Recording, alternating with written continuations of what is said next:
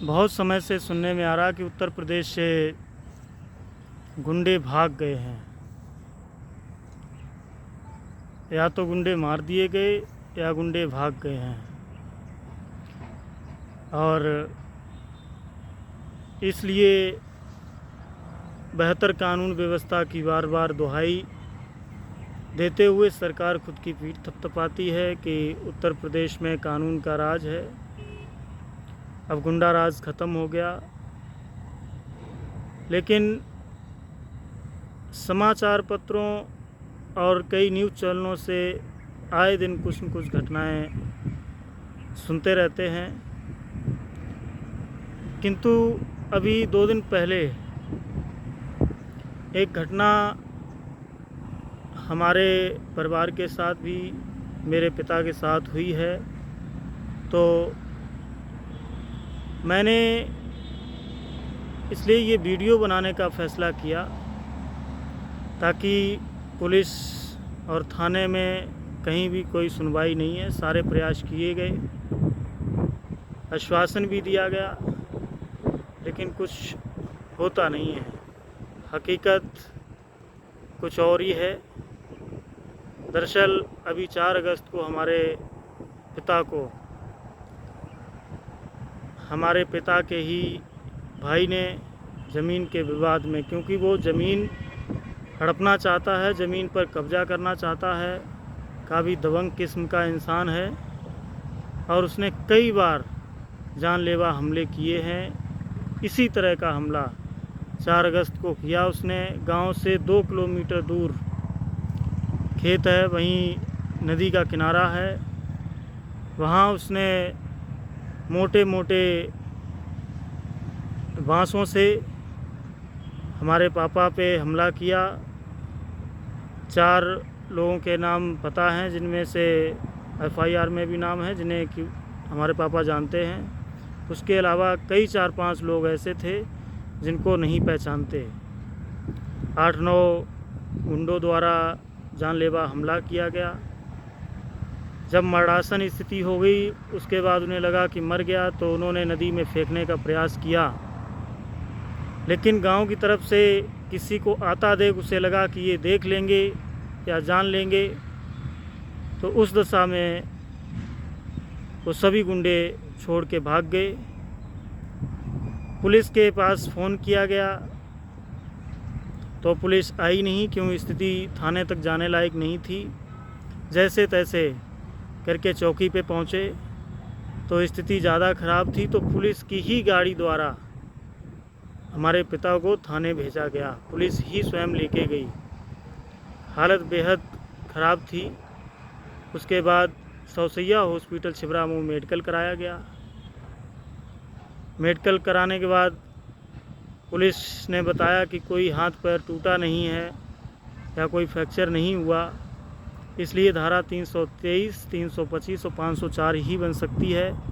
जबकि हमला जानलेवा था, जान से मारने का प्रयास था, और जब उन्होंने जाना कि मर गया तो ये समझकर नदी में फेंकने का प्रयास था, तो धारा 307 जैसा केस था। लेकिन पुलिस ने केस को 323, 325 और 504 तक सीमित रखा, क्योंकि जो गुंडा है, जो आरोपी है और जो उसके और गुंडे हैं, ये काफ़ी दबंग किस्म के हैं। इन्होंने नवंबर 2020 में इसी तरह का हमला किया था, जब हमारे पिता का 2 जगह से हाथ टूट गया था।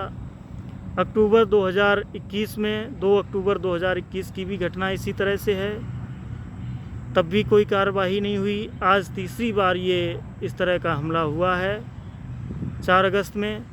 इसमें भी पुलिस वह लीपापोती कर रही, जबकि स्थिति 4 अगस्त में पुलिस ने खुद देखी तो पुलिस ने हमसे बोला था कि 307 जैसा मामला है और पूरी कार्रवाई करेंगे।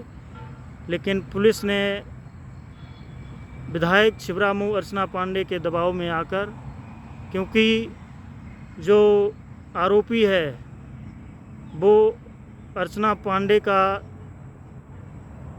संरक्षण प्रदान है उसको, इसलिए कोई कार्रवाई नहीं हुई। मैंने SP तक को फ़ोन किया, मैंने कई बार SHO फ़ोन किया, FIR की गई है, इसलिए भी उसने धमकाया कि अगर FIR की तो हम जेल ऐसे नहीं जाएंगे, हम तो जेल जाएंगे तो मर्डर करके ही जाएंगे। इस तरह की धमकियां मेरे परिवार को मिल रही हैं, मेरे मम्मी को, पापा को इस तरह की धमकियां मिल रही हैं और मेरे परिवार को खतरा है। पूरी आशंका है कि हमारे परिवार के साथ कोई भी अनहोनी हो सकती है। लेकिन अर्चना पांडे उसकी संरक्षण प्रदाता हैं, इसलिए पुलिस ने प्रभाव में आके, दबाव में आके कोई भी एक्शन नहीं लिया, केस को हल्का किया। और हमने जब SP साहब को फ़ोन किया, कन्नौज SP को, तो उन्होंने हमें आश्वासन दिया था कि कार्रवाई होगी, निष्पक्ष होगी, लेकिन ऐसा कुछ नहीं हुआ। मैंने कल शाम को जब धमकियां मिली तब मैंने चौकी इंचार्ज को फ़ोन किया, उन्होंने फ़ोन नहीं उठाया। थाना अध्यक्ष शिवरामू को फ़ोन किया, नहीं उठाया। आज सुबह भी मैंने फ़ोन किया, नहीं उठाया।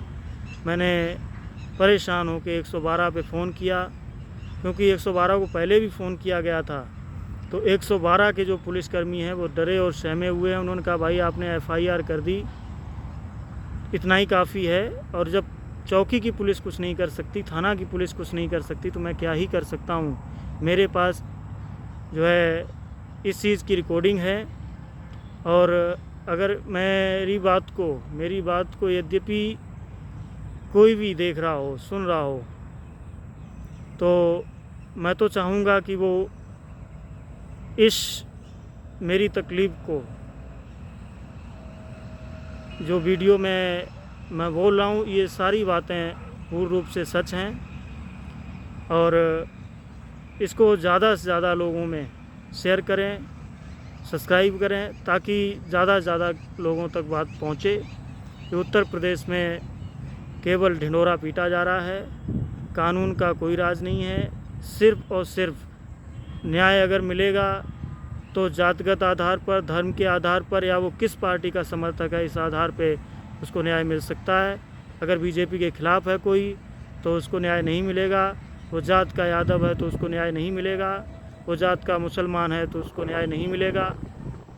ऐसी ही दशा मेरे साथ है। मैं भी जो है यादव होने का जो कसूर है उसकी सज़ा पा रहा हूँ, जबकि आरोपी भी यादव है लेकिन वो भाजपा समर्थित है, इसलिए उसका कुछ नहीं होगा। उसको भाजपा की विधायक अर्चना पांडे का संरक्षण प्रदान है, इसलिए कई बार इस तरह की घटनाएं हुई लेकिन कोई कार्रवाई उसके ऊपर नहीं हुई। मैं फिर से आग्रह करूंगा कि इस वीडियो को ज़्यादा से ज़्यादा लोगों में शेयर करें, ताकि लोग जानें कि कानून व्यवस्था उत्तर प्रदेश में है या फर्जी ढिंढोरा पीटा जा रहा है। क्या इसी तरह के रामराज की किसी ने कल्पना की थी जो आजकल चल रहा है उत्तर प्रदेश में? ये बहुत ही दुर्भाग्यपूर्ण है। ये तरीका बिल्कुल, सरकार का रवैया जो है बिल्कुल उचित नहीं है। कानून और न्याय सभी के लिए समान तौर से होता है। किसी को जातगत या धर्म के आधार पर कानून या न्याय नहीं मिलता है। लेकिन उत्तर प्रदेश की स्थिति बेहद भयावह है। पीड़ित जो है आत्महत्या करने को मजबूर हैं, क्योंकि कहीं सुनवाई नहीं है। इसलिए इस वीडियो को ज़्यादा से ज़्यादा शेयर करें और यूपी के मुखिया योगी आदित्यनाथ तक भी ये बात पहुँचे, ताकि उन्हें पता चले कि चीज़ें धरातल पे क्या हैं। जिस चीज़ का वो ढिंढोरा पीटते हैं वो ज़मीन पे है भी या नहीं है।